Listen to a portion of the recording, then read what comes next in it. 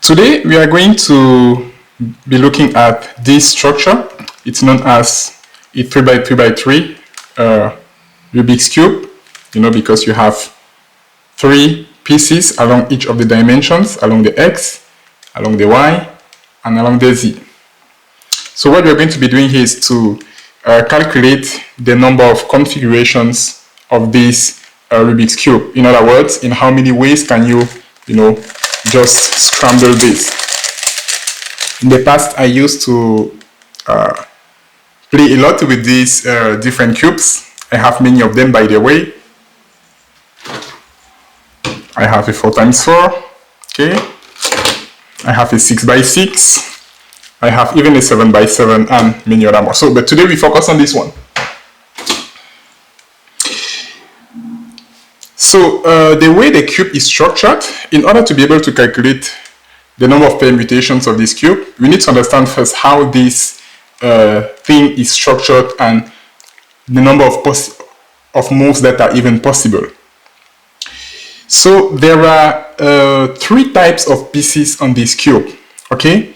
You have what we call the corners, okay? These are corners. These pieces here are the corners, okay? And you consider there are 12 of them in total. 1, 2, 3, 4. And then if you flip the other way, you have 1, 2, 3, 4. So there are 8 corners in total. The second types of pieces are these that you can see in the middle of 2 corners. You have the edges. There are 12 of them, okay? You have 1, 2, 3, 4.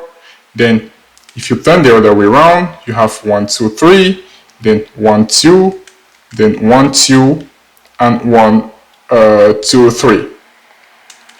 So that in total should give you 12. Okay, we can count them if you want. So here we have 1, 2, 3, 4. Okay, that's for this row. Then you have 5, 6, 7, 8 for the second row. And 9, 10, 11, 12 for this last row. So there are 4 edges per row, making a total of 12 because you have 3 rows in total. Because you have 3 rows, okay, and 4 edges per row, that makes 12 edges in total.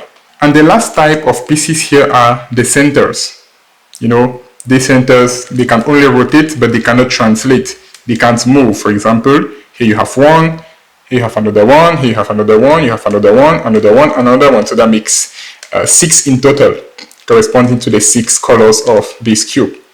You have a white, you have the orange, you have the green, you have the yellow, the blue, the red.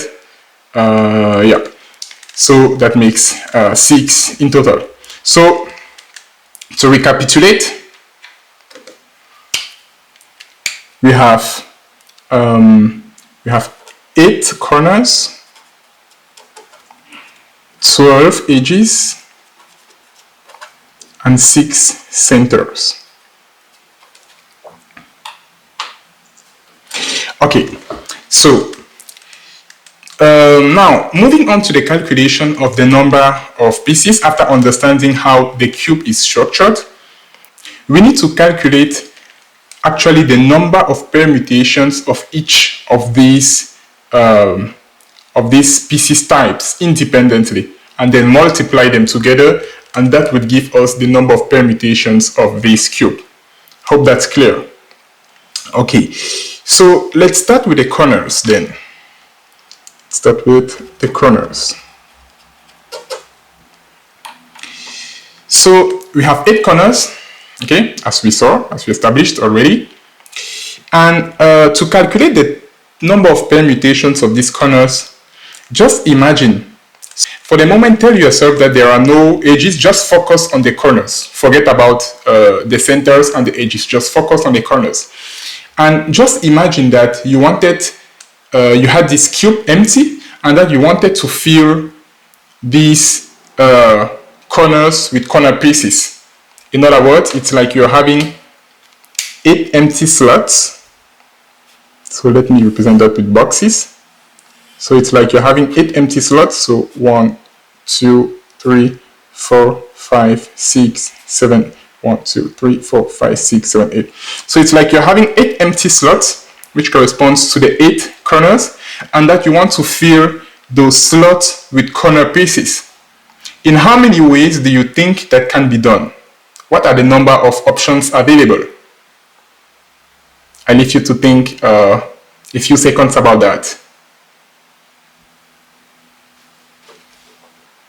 Yeah, exactly. It just boils down to calculating the number of ways of arranging 8 things, okay, in a straight line. So the first piece, if you want to put the first piece, you have 8 choices. So that makes, you put the first piece, you have 8 slots, okay, so 8 choices. That's for the first piece. Then once that position is filled, for the second piece, you have 7 available slots. So for the second piece, you have 7 possible choices. Then you fill the second one. Then for the third piece, you have, for the third corner, you have 6 available options. So you multiply times 6, you fill it. Then you can get it. For the fourth piece, we are going to have 5 available options, which corresponds to these 5 slots that are left, and so on and so forth. So you can get that. For the fifth piece, we are going to have 4 options. For the sixth, we are going to have 3. For the seventh, we are going to have 2. And for the last piece, there's only 1 option that would be left. Okay? And that is just 8 factorial. Okay? So this is actually the number of configurations of 8 things on a line. Okay, if you have n objects, then the number of configurations or of permutations that you can have is n factorial. So in this case, you have 8 corners, okay, that have to enter in 8 slots, which means the number of possible ways by which you can do that is just 8 factorial. Okay, so for the corners, the number of permutations is 8 factorial. All right. Now, it's not over yet with the corners, because as you can notice on this cube, the corners can be oriented too. For example, if you look at this piece, you can see that I can orient this corner. I think I can make it turn back. You see, it has turned. This is one orientation of this corner. I can turn it again. That makes 2 orientations for this corner. And I can turn it again, and that makes 3 orientations. So that makes 1, 2, 3. So actually, there are 3 possible orientations for each of the corner pieces. Each of them can, can have different, can have 3 orientations. So I need to also take into account the orientations of this cube. So how many orientations do we have in total? We have 8 corners, which means that having 3 orientations per corner, the answer we should expect is 3 to the power 8. Right? Not exactly. Not exactly. This is not correct. Why? Because if you look at this cube, then you would notice that indeed each corner has 3 orientations, okay? But then this cube can only be solvable under certain circumstances, which means you can decide of the orientations of this one, this one, this one, this one, this one, this one, this one. But then once you have chosen the orientations of the first 7 edges, the last orientation, the orientation of the last piece is decided automatically, which means that indeed you are having 3 to the power 7 possible orientations, excluding the last piece, which has only 1. To illustrate that, just look at this cube and suppose that you oriented these ones, okay? You have oriented the 7 corners, and that you are left with the last one. Let's see why the orientation of the last piece is only 1. So let's suppose you have oriented the 7 corners, okay, and that you want to orient this last piece. Let's just suppose an instance that you do this. The problem is that this is not a valid configuration of the cube. The cube cannot be solved this way. Neither can it be solved if you do this. The only way by which this cube can be solved, once you have oriented the 7 corners, is if the last one is like this. So you can do this for any of the corners, and you would clearly see that once the orientations of the 7 pieces have been decided, the last one, okay, is automatically chosen. There's only one configuration, which means we actually have 3 to the power 7 possible orientations, excluding the last one, because it's already decided. Okay, so in total for the corners, we have 8 factorial ways times 3 to the power 7 possible orientations. So this is the number of configurations or the number of permutations of the corners. Hope that's clear. Okay, so let's move. We are done with this. Let's move to the edges now. Let's move to the edges.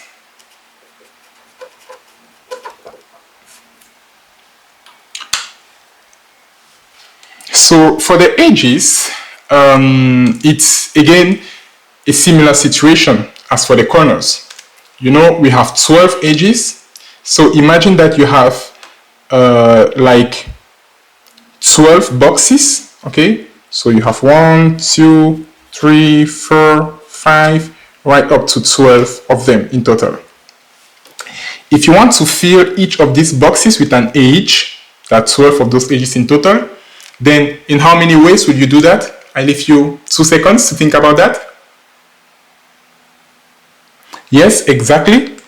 You would do that in 12 factorial ways. So let me see, permutations. That's 12 factorial ways. Okay, it's just like having 12 slots and you want to fill the 12 slots with an edge. So there are 12 ways in which you can do that. Okay, but then as you can see, the edges also have orientations, okay, in particular 2 of them. So we also need to calculate the total number of orientations. So there are 2 orientations per edge. This is 1.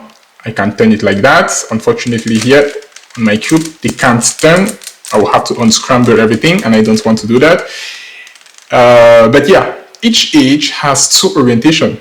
For example, if you take this piece, this is 1. Imagine I could take it and put it like that. That would be another 1, okay? So there are 2 possible orientations for each of the edges. But again, similar to the constraints we encountered with the corners, we can only decide on the orientations of 11 of the first 11 edges. In other words, only the first 11 edges have independent orientations, and the orientation of the last edge would be automatically decided, okay, after the first 11 edges have been decided as well. Which means that for the orientations, we're going to have 2 orientations per piece, then raised to the power 11, okay, because we have 11 edges that have independent orientations, okay, and then the orientation of the last edge would be automatically set once the orientations of the 11 pieces have been decided. Hope that's clear. So in total for the edges, we find ourselves with 12 factorial times 2 to the power 11 possible permutations. Okay, good. So now we move to the last piece types, which are the centers.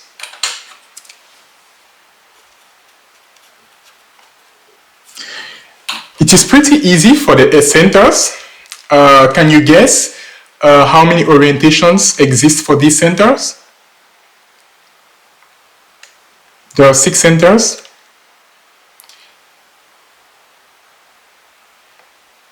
Yeah, exactly. There is just one possible orientation for the centers, only one. And that's because the centers are fixed, they don't move. They can rotate. Okay, if you take the center, it can rotate, but it cannot translate, which means there is just one possible orientation for all the centers. So for the centers, we have only one possibility. Okay?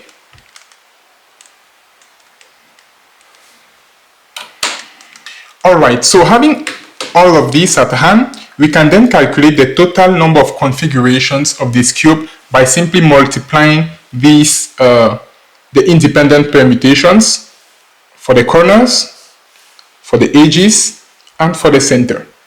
Let me take another sheet of paper.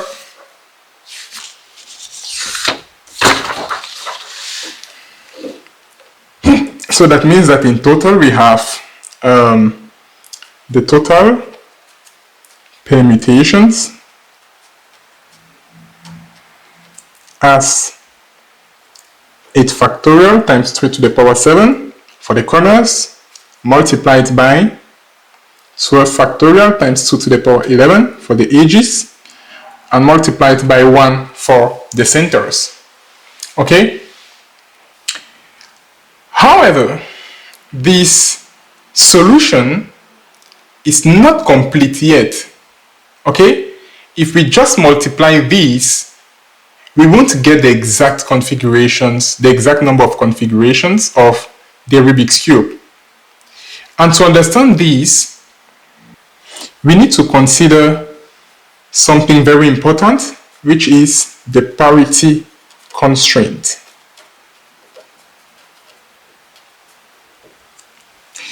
Why is that important?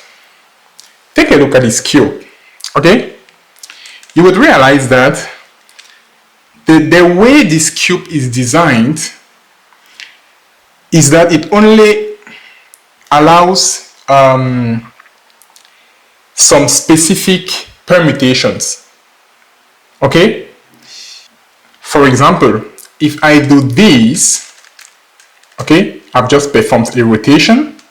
This rotation, okay, is analogous to just swapping the positions of the pieces and the edges. For example, when I do this piece moves here, this piece moves here, this piece moves here, and this one moves here. Same thing for the corners. But then that rotation, I can replace this rotation with permutations. How do I do that? I can decide to just swap these two. That's one permutation. Then I swap these two. That's 2 permutations. And finally, I swap the piece that would be here with this one. That makes 3 permutations. I do same for the edges, which means I swap these 2. Then I swap these 2. And finally, I swap these 2. So you realize that one rotation of a face is actually 6 swaps, or 6 permutations, if you prefer. And in general, we can show that this cube is only solvable if the number of permutations, okay, which means corners plus face, is even. What does it mean? It means that, suppose I decide to swap the positions of these 2 pieces, which means this comes here and this one goes there. In that configuration, the cube will not be solvable. Okay? It's not a valid orientation. For me to have a valid orientation, then I need to perform another swap, which means I can swap these 2, for example, or these 2 corners, edges, or these two corners. So that's what is known as the parity constraint. It actually defines the solvability of this cube.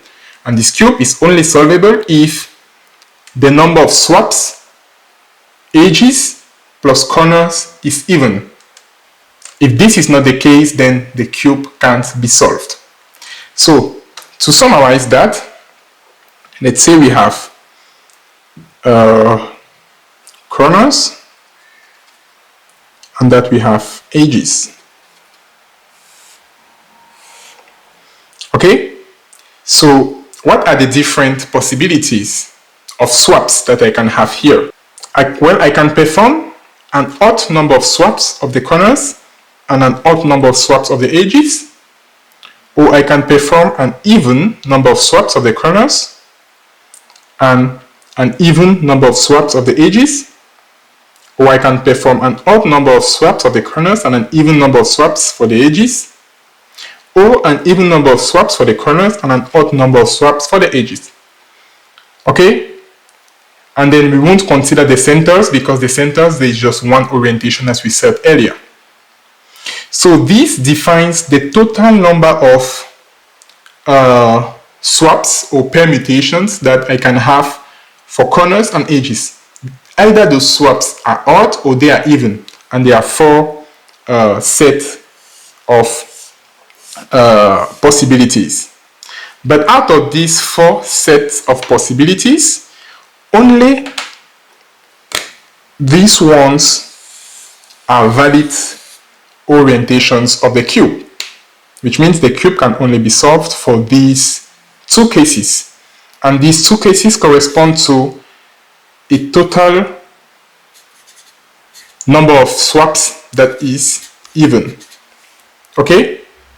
Which is actually half of the total possibilities, because this is half and this is half. Okay? Which means that to take this into account, we need to go to our solution and multiply it by half, or in other words, divide it by 2, so that we only consider these cases which would assure its solvability for the cube. Which means that our total permutations then for this cube would be equals to all of these divided by 2, so 8 factorial times 3 to the power 7 times 12 factorial times 2 to the power 11 times 1 divided by 2. And if you calculate that, you would get exactly 43 quintillion. So let me just write the answer here: 252,003, 274, 489, 856, 000. Okay, that's around 43 quintillion. Quintillions for that matter. Okay, and this is the total number of configurations of a Rubik's Cube. Okay, I hope you find that interesting and you find that useful. If you have any questions or remarks or suggestions, feel free to point them in the comments, and yeah, I see you in another video to talk about another interesting topic.